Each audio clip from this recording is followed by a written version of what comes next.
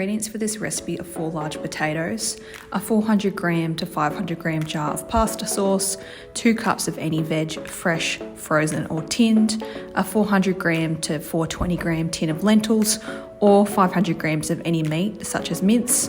You can also use some optional ingredients for toppings such as grated cheese and fresh veg.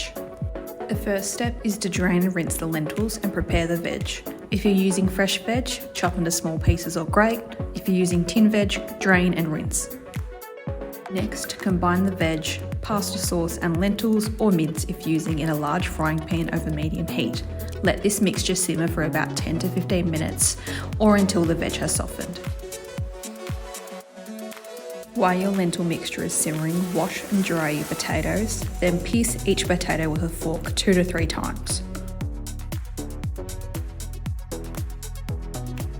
Place your potatoes on a microwave-safe dish and microwave for 7 minutes. Once complete, turn the potatoes over and then put them back in the microwave for another 7 minutes.